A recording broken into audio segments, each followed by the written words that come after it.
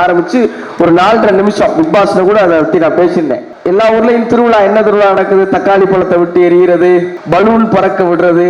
அவருடைய வாக்கை பெறுவதற்கான முயற்சியான இல்ல, இது நாட்டை திருத்துவதற்கான முயற்சி. ஒரு கவிதை ஒரு மனிதனை இன்று சிலையாக நிறுத்தி இருக்கிறதுனா படிப்பு வாழ்க்கைக்கு ரொம்ப ரொம்ப முக்கியம்.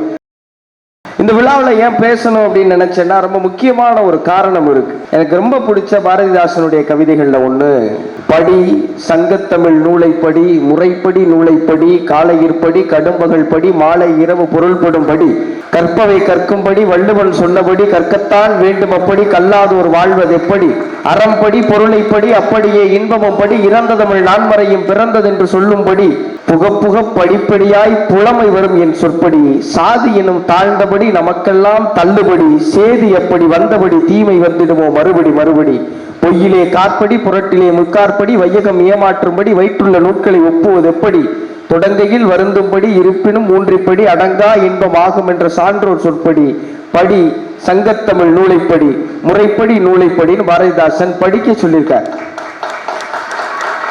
அத வழி வழியா நம்ம எப்படி எடுத்துட்டு வந்திருக்கோங்கிற கேள்வி ரொம்ப முக்கியமானது நான் நினைக்கிறேன். தஞ்சாவூர் மாவட்டத்துல சிக்கல்ங்கிற ஊருக்கு பக்கத்துல ஒரு சின்ன இளைஞன், ராஜகோபாலன்னு பேரு, ஒரு டீ கடைக்கு போறாரு. அங்கே ஒரு கருப்பு துண்டுக்காரரு, அவர் டீ ஆத்தும் போது இந்த கவிதையை சொல்றார். ஓடப்பராய் இருக்கும் ஏழையப்பர் உதயப்பராகிவிட்டால் ஓர் நொடிக்குள், ஓடப்பர் உயரப்பர் எல்லாம் மாறி ஒப்பப்பர் ஆகிவிடுவார் உணரப்பாணின்னு சொல்றார். இதை கேட்ட உடனே அவர் அங்கிருந்து கிளம்பி புதுவைக்கு வந்துறார். வந்து கனக சுப்புரத்தினம் எப்படி பாரதி மேல பற்று கொண்டு பாரதிதாசனா மாறினாரோ, அதே போல கனக சுப்புரத்தின் மேல பிரியம் கொண்டு சுரதான் தன்னுடைய பேரை மாத்திக்கிறார்.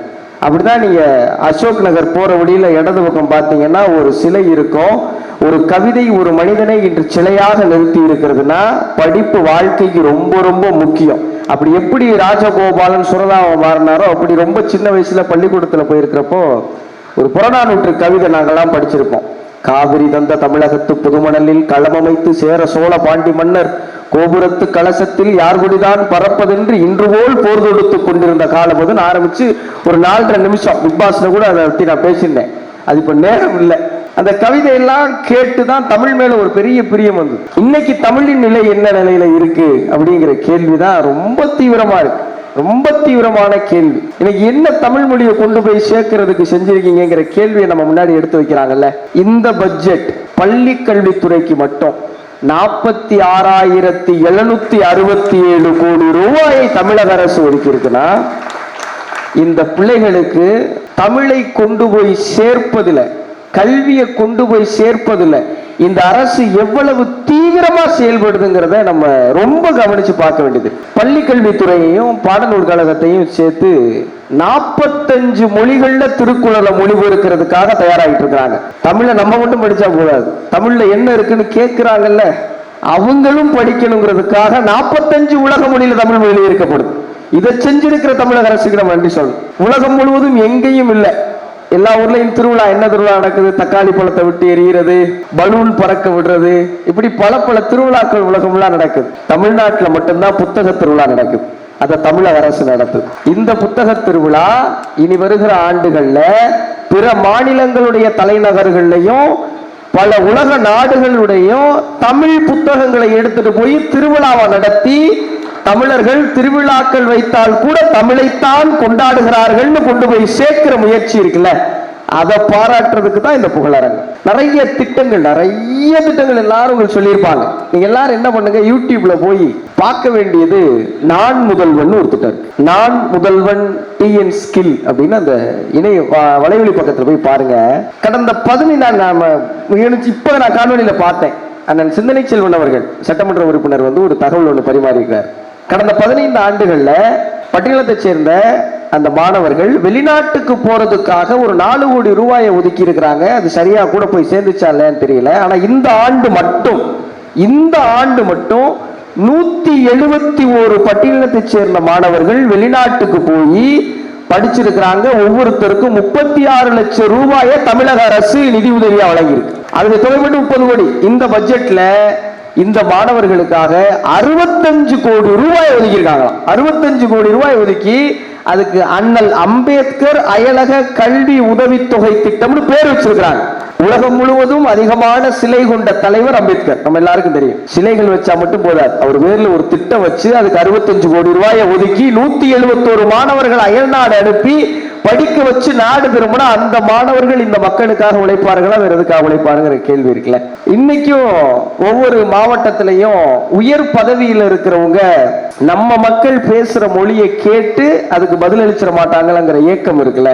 யூபிஎஸ்சி படிச்சு முடிச்சுட்டு ஒரு மாவட்ட ஆட்சியரா, ஒரு காவல்துறை கண்காணிப்பாளரா, ஒரு தமிழ்நாட்டை சேர்ந்த ஒருத்தர் வந்துட்டா எவ்வளவு நல்லா இருக்குங்கிற ஏக்கம் இருக்குல்ல. இந்த ஏக்கத்துக்கெல்லாம் நாள் முதல் திட்டத்துல நான் அதை பத்தி நான் விழிப்புணர்வு ஏற்படுத்துற காணொலியில கூட நான் பேசியிருக்கேன்.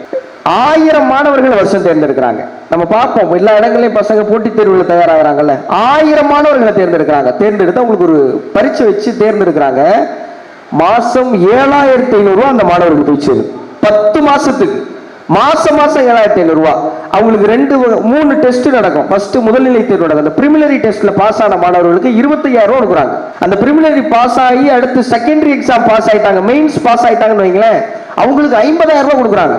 கொடுத்து இன்டர்வியூ தயாராக வச்சுறாங்க. இப்படி மாணவர்களை ஊக்குவிச்சு அவர்களை இப்படியாவது படிச்சு மேல வாங்கையான்னு தட்டி கொடுக்கிற ஒரு அரசாங்கம் இருக்கிற வரைக்கும் இந்த பிள்ளைகள் நாளை தலைமுறை நம்ம கவலையே எல்லாம் பார்த்துக்குவாங்கிற நம்பிக்கை இருக்கு. இதுவரைக்கும் எந்த அரசும் இல்லாத ஒண்ண இந்த அரசு செஞ்சிருக்கு அப்படின்னா அது ரொம்ப முக்கியமான விஷயம். எல்லாருமே அடிகளார் அவர்களுக்கு எழுந்து நின்று கைதட்டி அவர்களை வரவேற்கணும் அப்படின்னு நான் கேட்டுக்கிறேன்.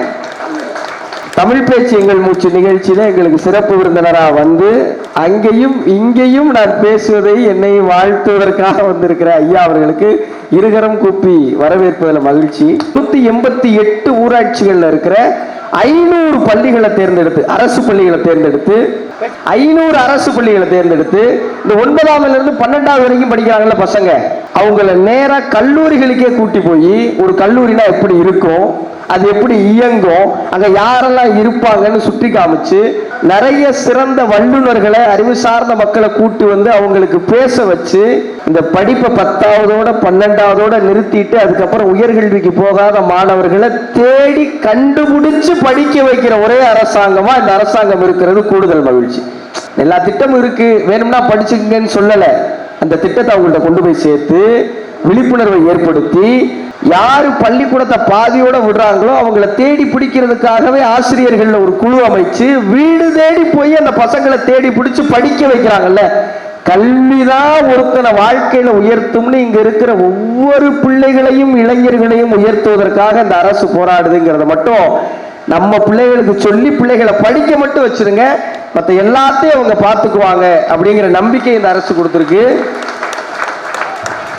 இது எல்லாம் வாக்கா மாறுமா அப்படின்னா இல்ல. ஒரு 9ஆம் கிளாஸ் படிக்கிற பையனை காலேஜுக்கு கூட்டி போய் காலேஜை பத்தின ஒரு விழிப்புணர்வை கொடுத்து அவருடைய வாக்கை பெறுவதற்கான முயற்சியான இல்ல. இது நாட்டை திருத்துவதற்கான முயற்சி. இது இந்த நாட்டை திருத்துவதற்கான முயற்சி. இந்தியாவிலேயே திருநங்கைகள் நலனிற்காக அக்கறை கொண்டிருக்கிற ஒரே அரசாக தமிழக அரசு இருக்கிறது.